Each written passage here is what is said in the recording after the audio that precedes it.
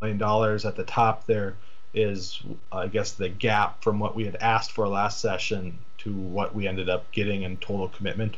So we, at this time, expect to still ask for that as well. Of course, with the P3 bids coming in spring, late spring probably, that all could change. But I wanted to give you an update. It was really good news, I think, at the Water Commission. We got $44 million, which was the first cost share request they'd approved in about 6 months. In addition to that, we got some new terms on our contract that really allows a little bit more flexibility in our financial plan and our spending, that allows us to reimburse for costs that otherwise we had not been able to reimburse for. So I don't know if there's any questions on the legislative topic, or otherwise I'm just going to keep rolling. So I'll pause for a second here if there's questions.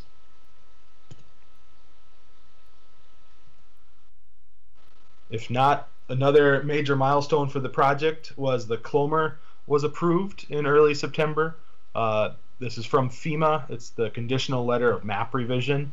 The Clomer, just as a reminder, really does two things. One, for the benefited area, it's us showing FEMA what we anticipate the floodplain changes to be.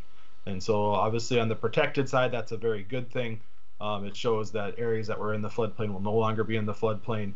And also subsequently on the other side of the dam, it does show where there's additional impacts, and FEMA really sort of, this is the best guarantee they have, or insurance they give us, that if we build the project like we say we're going to, it will have the intended changes to the floodplain.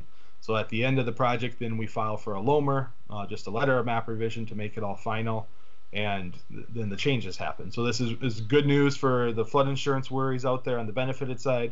On the upstream side, it really gives us a positive snapshot in time in which we can apply both states and federal regulatory standards to the areas. And so on the map there, you'll see 4 different shades in the upstream area.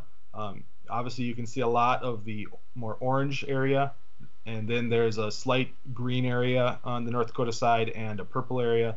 And then on the Minnesota side, there's an additional pink area. And there's different requirements on each of those as far as property rights that need to be acquired. But it also gives a really good outreach opportunity to reach out to all of the upstream property owners. So you'll see there that a mailing went out to Minnesota and North Dakota. I think in total it ended up being a little over 350 different property owners for about twice that many properties itself. But a lot of properties are owned by the same folks, and so it went out to a little over 350 people with information about their individual property, with an impact map, as we've called it, that show how these 4 different zones impact their property. Also, it provided them with a contact information for a land agent that's been assigned to their property, so it allows them to start taking the next steps in the property acquisition timeline and really get more personal data than just looking at overall maps. They can work with somebody on an individual basis. In addition to the individual mailings, I think 14 letters were sent out to local government units. So that's the townships and the cities upstream, and with an offer or a request to meet with their local government at an upcoming meeting. I believe we've held 2 of those, or we've been invited to 2 different meetings to date since we sent those out. We're hoping over the next several weeks that Joel and others will have the opportunity to attend other local governments and really talk about what's going on with the project and what that means for their area. Another letter that's going out is, we call it the non-impacted letter. We have chosen to send a much more abbreviated letter, but it would go to all those townships. So you're looking at the page there, it goes to Walcott, to Wolverton, to Holy Cross, and to Pleasant Township. And it would basically say, project has changed in your area, here's where you can find more information. And so figuring neighbors are interested and there is changes in the township area, and so we want people to stay informed and have access to the information.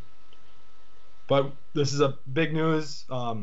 It took a long time to get to this point, so we were excited to reach this milestone, and I'd answer any questions on it if you had any. Any questions for Rocky? Carry on. Thank you. A communications plan. Wanted to give you all an update. We are still sitting on the draft.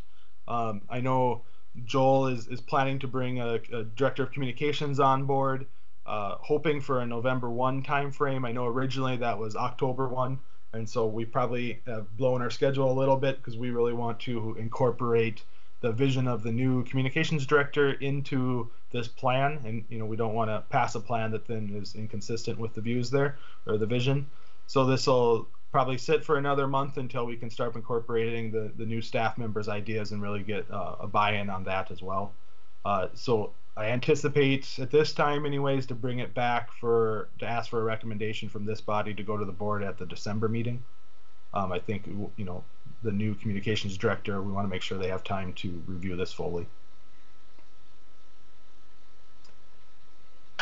So there's still time to also for any of you to make comment as well if anybody else wants to add comments to it. But that's why we're sort of delayed a month from our original intention.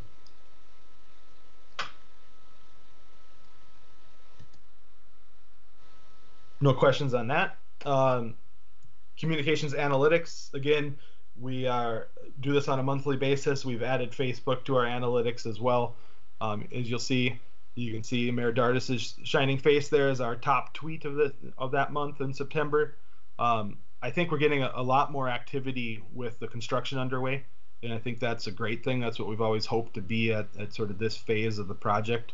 And I think we're pretty well widespread now on the different mediums, and each captures a different population. So I think we're doing what we intended to do, and we're not seeing any one area falling off. And so that's important too. I think as things start to go up or down, as different usage changes, that we have the analytics to look back and say, okay, where are people, what's trending, where are people spending their time. But there's more data. I think it was emailed out. I emailed out everybody the links to different analytics that go into a little more detail than this slide does. And so we're constantly looking at that data to really judge the next recommendation or next decision. And there's our Facebook analytics. Slowly increasing. I appreciate everybody on the committee for liking and sharing this and continuing to engage on it, because that's how it pops up in other people's feeds, as if you like or share or comment. We are very active, probably more active than we needed to be the first month to try to really get it going. We did do a podcast, and we promoted that helped get reach 11,000 people and over 400 engagements on a couple $100 boost that we did to that, just trying to sample the ad market there and see if that would help engagement. And I think the 340 likes is low for where we'd like to be. So I think there's it's only been up for a little over a month now, so I think there's a lot of room to grow there yet. So we're hoping that can sees a steady climb continuously here through the winter. We did get engagement from General Holland, which was kind of neat to see when she was out here. That's always helpful to have our leaders that probably have a wider audience to really promote the page as well.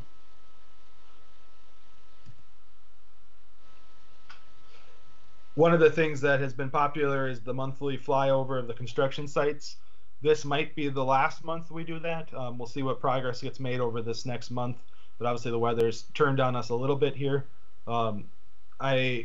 I was going to try to show these, but I know last time we tried this over the internet, it was choppy for a lot of people, and so it's unfortunate that our virtual nature doesn't allow for the streaming of videos very well. We think we have a way that can help with that if we change the way the Teams presents on these, but we need some more practice on that, and we didn't have a lot of time to switch to a virtual nature. So please watch the links that were emailed out to everybody. It really is a lot of progress going on. And one update as I have this up is last month we had talked about doing a tour of the site, and for the board and committee members here, we have put that tour on hold given the change in COVID levels and the mandates in Fargo. We're just trying to figure out the right way to do that, and loading on a bus didn't seem like the responsible decision right now. And so we just want to pause to see how we can make sure we do that safely.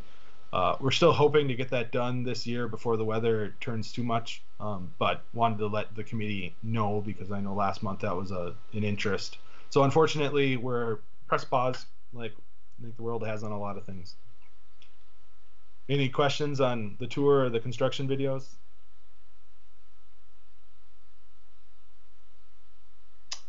Not hearing any, Rocky. So a couple things coming up: the Wild Rice River Control Structure concrete pour. Um, Tammy, correct me if I'm wrong, but I think that pour just happened when you were out there. Is that It right? happened on Monday morning, and they have another pour today, actually this morning. So that's exciting. That the inlet structure, which I think a lot of people have seen, is a pretty big structure, but the wild rice structure is bigger, and so the concrete really, you starts making it look like a real structure. And I think we get a lot of promotion from that, or make sure people see it because it's along the interstate system. And so, thousands of cars a day probably go by it, and as it starts to take shape, I think the eyes of the public that this project is real and moving forward, and construction's happening. I think that's all very positive for the project and good momentum. So it's exciting to see. Talked about the tour a little bit. Another focus coming up in the next couple of months with the election here 2 weeks away. We always end up with a host of new, or newly engaged, anyways, elected officials, and we try to make sure we get to them before the legislative sessions start. And if any state or federal officials change hands, we make sure to get to them and update them on the project and any requests that we have going in there. And so we usually try to target the November to December timeframe, which is always tricky with holidays, but it's an important time for government affairs for sure. Holiday lights display. Those who saw this last year, we had a display in the Lindenwood. Tried to be part of the community. This is an action that we're taking again this year. Joel approved a display. It's going to be a slightly different display this year. We still have a lit up map of the project, but we also have tried, after some comments last year, to incorporate more of a holiday theme into it. So we encourage everybody. We'll send out the information once that starts here in a couple weeks. It's down at Lindenwood Park, and it's a neat little community event that helps the different nonprofits out. I guess, unfortunately, these virtual meetings aren't great for discussion, but we are always looking for other ideas and what you're hearing out in your neck of the woods. So if anybody has any comments, I'd sure appreciate them. Say, Rocky, this is Rick. You mentioned the fact that we may be able to get these construction video updates up and running somehow on Teams yet, once we get better at it. Is that correct? Yeah. Yep. I was thinking we have time. Well, I was going to say we have time. Is there, you want to take a test run at us?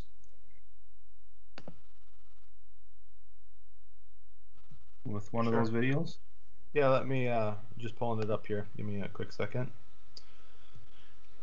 I know one of the issues that I'm not familiar with yet is how to get the sound to broadcast through. I know how to stream the video, but the sound won't be there. But let me. It's just music. I could hum along if that. Please don't. Yeah. No. 1 second. I see Ken and Jake.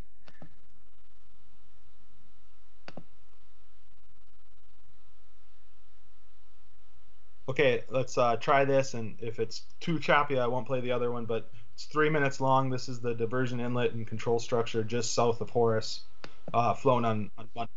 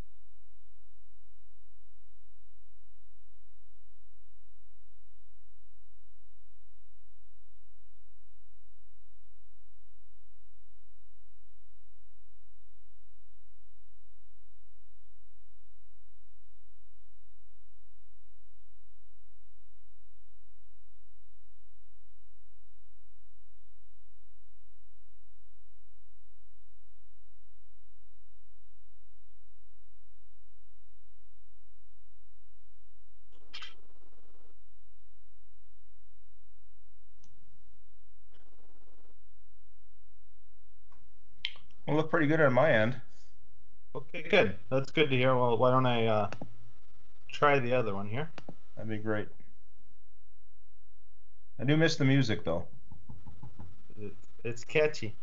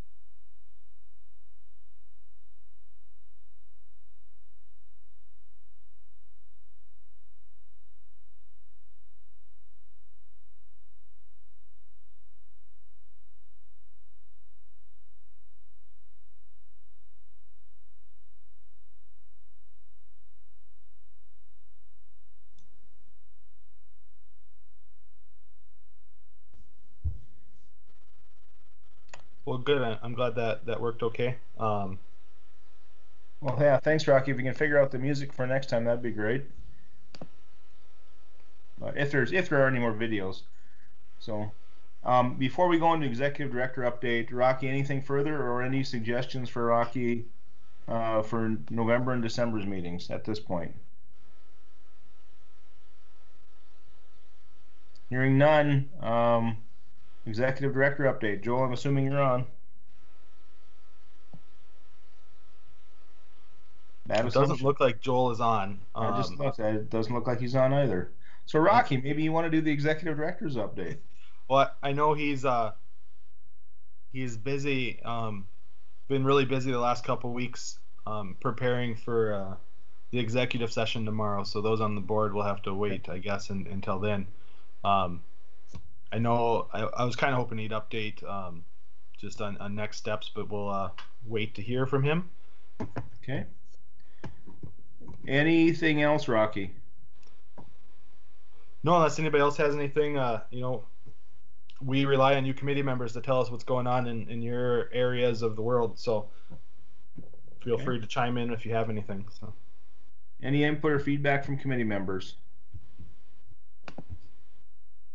Nothing for me. All right. Hearing none, we'll adjourn. Thank you. Thank you. Thanks. Bye, everybody. Good job, Rick. Kept it short. Thanks, Rock.